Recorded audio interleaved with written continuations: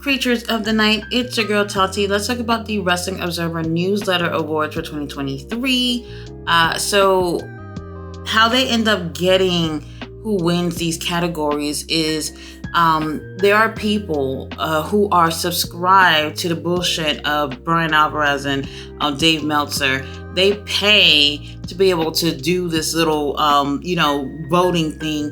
So that's how that goes. So if anybody was in it, I wouldn't say anything about it because it's not a flex to be subscribed to these two idiots who are contributing nothing positive to the world of professional wrestling. But I wanted to see how this went. I did do a video about the ones that I did last year. So let's see who won these categories. So the first one is the Luthez Ric Flair Award for Wrestler of the Year. Can you just pick one of these wrestlers that you want to dedicate this category to? I don't know.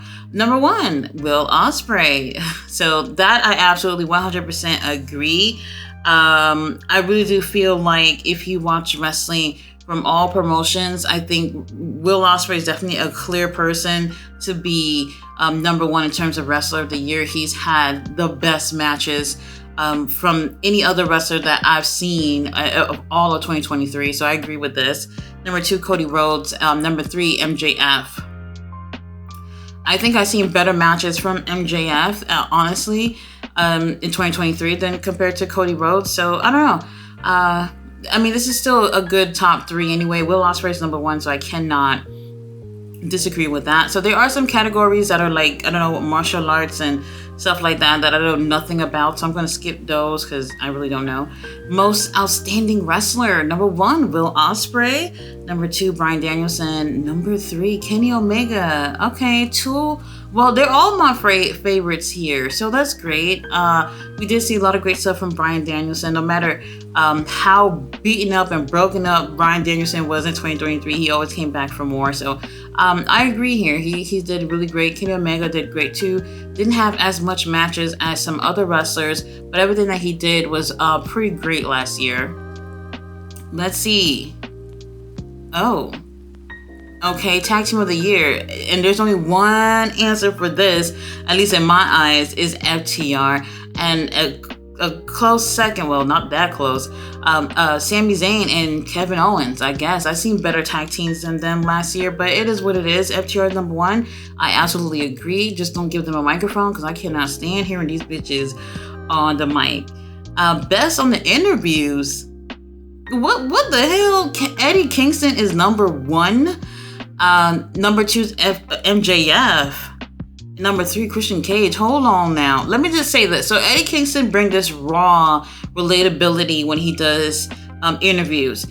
With that being said, despite me liking that, I can honestly say that's not always good in terms of you hearing a really good interview, because sometimes his emotions just get way too much in the way, and it keeps it from being a really great interview. It just seems like he's rambling a lot of times, and you know what? That's still relatable. People do relate to that type of style when it comes to interviews, but I would not give that spot number one to Eddie Kingston.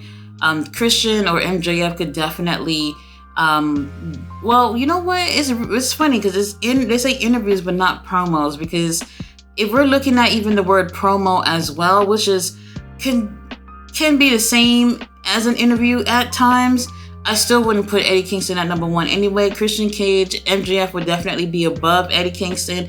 I don't even know if I would put Eddie in my top three for something like the category like this. So I don't know. Not feeling Eddie Kingston being number one. Worst promotion of the year. Oh, I'm sorry. I read that wrong. Promotion of the year. Number one, WWE. Number two, All Elite Wrestling. Number three, New Japan Pro Wrestling. So I agree with this.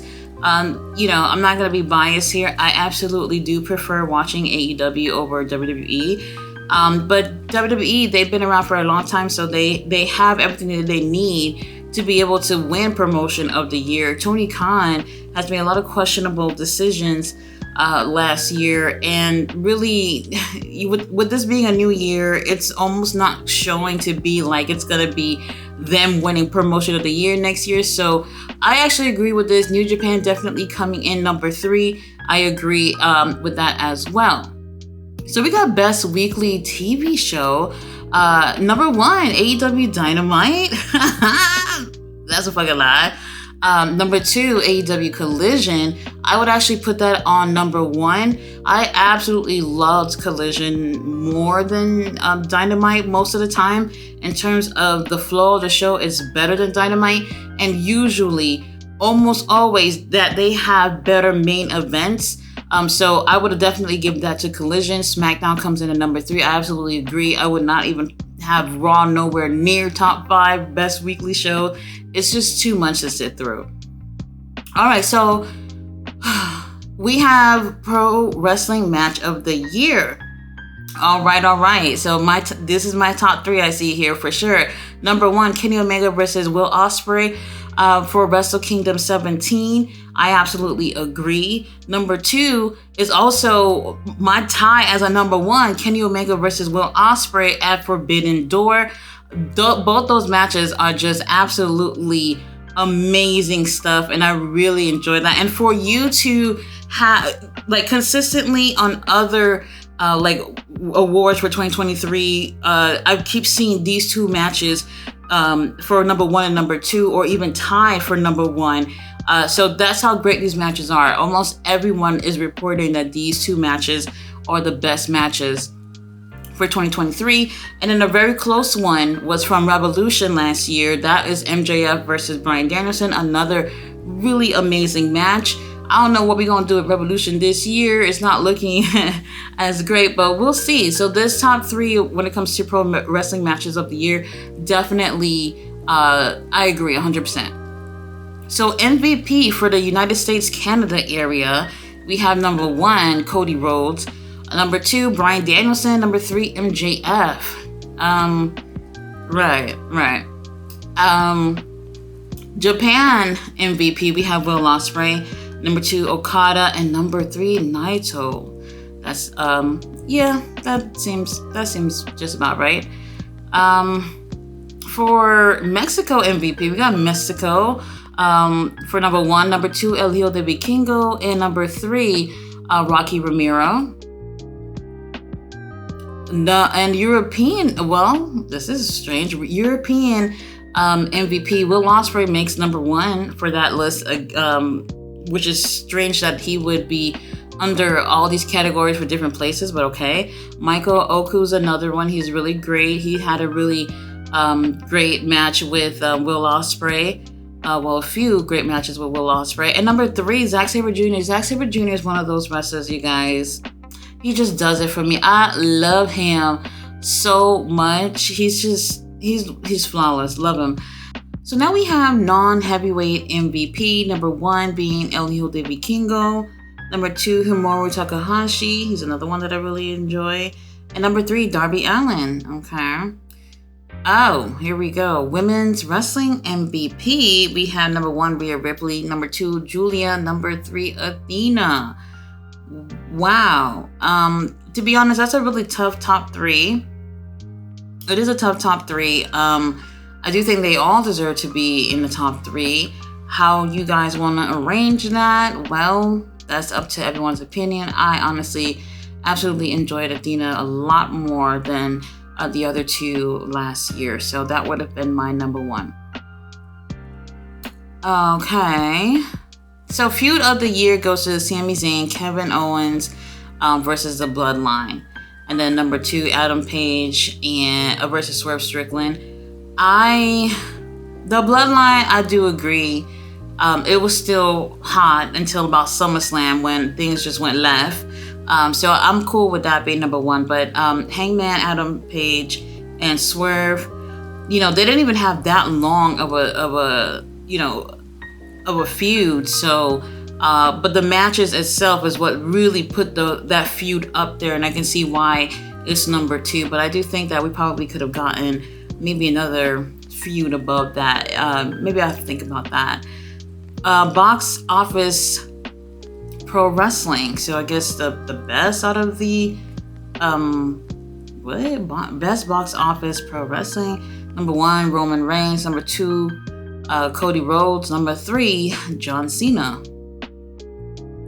Most improved, Julia Hart, Dominic Mysterio, and Mariah May.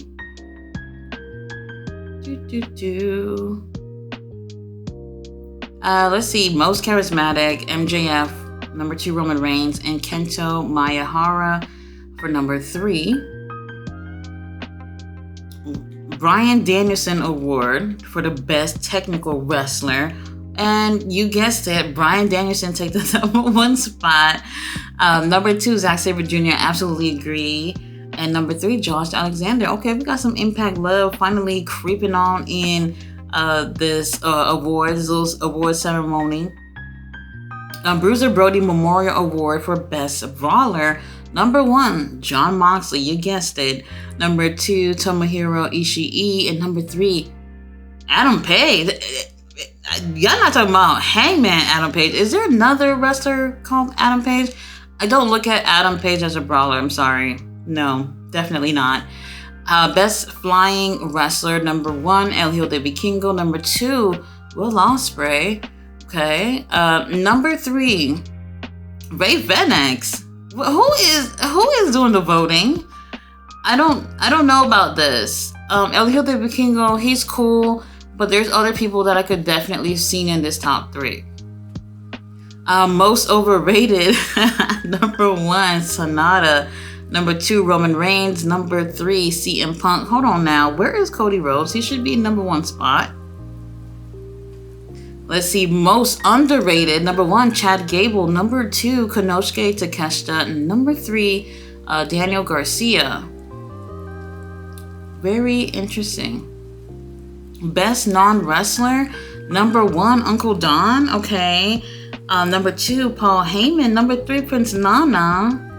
Aw, not Prince Nana. You know what? I got a little soft spot for Prince Nana. He did absolutely amazing last year. Not everyone could really... I mean, Swerve doesn't even need a mouthpiece, but he's been absolutely so important to what's helped Swerve get so much bigger last year. Prince Nana has been able to do that, even with a silly little dance. And I do enjoy his promos as well, too. He's great on the mic. Maybe call me biased here, but I would have loved to see Prince Nana take the number 1 spot. But Don Callis takes the number 1 spot, and I'm okay with that. Best television announcer, Excalibur.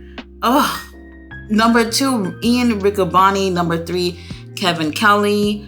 I'm over it with Excalibur. It's the same old, same old. I've said before that my favorite commentating team is the Ring of Honor commentating team, because with Ian and Caprice, you kind of feel like you're watching the show with 2 friends who are obviously giving you the play-by-play, but also making you feel like y'all all just sitting in the same room, just kicking it, watching wrestling. And that's what I really enjoy. When it comes to Excalibur with the Dynamite team, with the Rampage team, they're a little bit boring. So, you know, if I don't have my volume up during the matches, it's because they don't really add anything of value to me during these matches.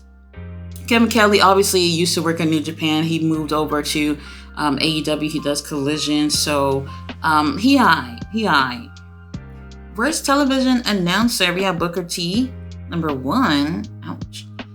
Number 2, Kevin Patrick. Okay, we totally see why. Number 3, Jim Ross. Unfortunately, Jim Ross is going through like his 3rd year of having cancer, and he does chemotherapy. And then he will still make it to the shows to do commentary, which is absolutely insane to me. If I was his boss, I would not have him out there. Chemotherapy does affect the brain, and for him to be out there doing any type of announcing is absolutely insane. And which is why at times he comes off like he doesn't know what he's talking about, or he doesn't know what's going on. So I understand why he's on that top 3, but I don't think people really put into consideration why he's even in that list. Best major wrestling show, we have AEW Revolution. That would not be my number 1 pick. We also have number 2, AEW New Japan Forbidden Door. That will definitely be my top 3. And number 3, All In. I didn't even, I thought All Out was actually a better show than All In. I understand they were in England and they had a better presentation, but in terms of the match quality of the show, that's not in my top 3. Probably not even in my top 5 of wrestling events last year. I actually did enjoy Wrestle Kingdom. I wonder why Wrestle Kingdom not on here for top 3, but all right. Let's see. Worst major wrestling shows. We had the WWE Crown Jewel. Okay, if anybody sat through that monstrosity, they know that this is right. Number 1, this is the right place for Crown Jewel. It was not that great. I didn't care for it at all. Number 2, NWA Samhain is number 2, which probably a lot of people would say should be number 1 as well. And number 3, AEW World's End. Let me say it wasn't the worst pay-per-view. However, it wasn't their best either in terms of every time AEW give us really solid pay-per-views, and this just came out to be the least solid out of last year. So it's not like it was bad. It just wasn't the best that we normally get from AEW. Best wrestling maneuver, we have the Hidden Blade, Will Ospreay. Number 2, the Stormbreaker, Will Ospreay. Number 3, Kenny Omega, the One-Winged Angel. Very interesting. Let's see what else we got here. What?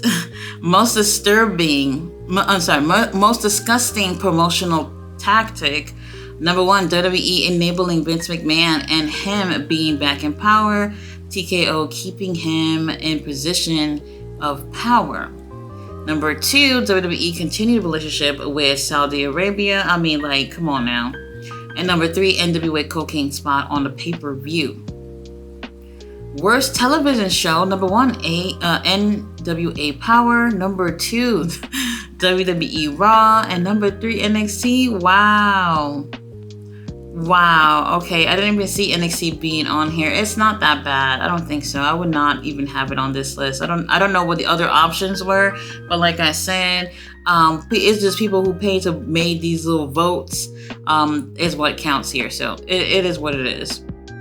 Let's see. Worst match of the year, Bray Wyatt versus LA Knight. I absolutely agree. I don't know what that was, and unfortunately, that was Bray's last match. Number 2, Tyrus versus EC3. Okay, and number 3, Shane McMahon, Snoop Dogg versus The Miz. That was WrestleMania. Horrible. Worst feud of the year, MJF versus the Devil. Holy shit. Oh, okay, let me just say this. It wasn't bad. It wasn't bad. We had the bromance thing with Adam Cole or whatever, and once that whole Devil thing came about, things got interesting. However, Tony Khan could not cook up that storyline well enough to keep people interested. And by the time that they ended up revealing who was under the mask and who all else was in that group, everybody was over it. It took too long for it to happen. And then now look at the payoff with who's the devil and that whole group. It's just, I agree. Number 2, the Outcast versus AEW Originals. I absolutely did not like that either. It was insinuating that they're, WWE girls and they're better than the AEW original girls. And I just feel like if you left that company, there's no reason why you need to still try to tie yourself to them. So I didn't really care for it. And then look at the long-term effects of it. Toni Storm is now timeless and she's doing the best out of all those girls. Ruby and Saraya, I don't know what's going on. And then number 3, Tyrus versus EC3 for the third option. Worst promotion of the year, NWA, number 1, number 2, AAA, and number 3, WWE. Best Booker, Paul Levesque, number 1, number 2, Tony Khan. Very interesting. Very interesting. I wonder how Tony Khan feels about that. Best Promoter of the year, Nick Khan. Number 2, Tony Khan. And number 3, Dana White. Best Gimmick, Toni Storm. Number 2, Christian Cage. Number 3, Orange Cassidy. I'm not going to say how I feel about Orange. Y'all already know. Worst Gimmick, The Devil. I agree. Number 2, QTV. I absolutely agree. And then Toni Storm. Number 3. How is she the best? And also, this is what I'm saying. Like, this is just for entertainment purposes, you guys. Don't take this, this awards thing seriously, because this shit right here just don't make sense. Let's see here. Where are we at? And Best Pro Wrestling Documentary, number 1, Dark Side of the Ring, specifically the Chris and Tammy episode, which was a great episode. Let's see, VOW, the life, career, and death of Eddie Gilbert. Oh, I don't remember hearing about that. Gotta check that one out. And number 3, American Nightmare, becoming Cody Rhodes. I didn't spend not 1 second of my life watching that, so I don't know if it was good or not. Now, like I said, this is just people voting. The people who obviously paid to be part of, Dave Meltzer's shenanigans or whatever. Those people are the ones who voted. So everybody's going to have their own opinions, and some of it seems really inconsistent to me. But a lot of it does. A lot of it I do agree with. So it is what it is. So guys, let me know what your opinions are with this awards. I wonder how Tony Khan is feeling right now. Tony Khan, some people voted and said that you were not the best. You need to step your game up for 2024 and beyond. We need better wrestling with AEW. So guys, thanks for watching my video. Y'all catch me in my reviews. Bye.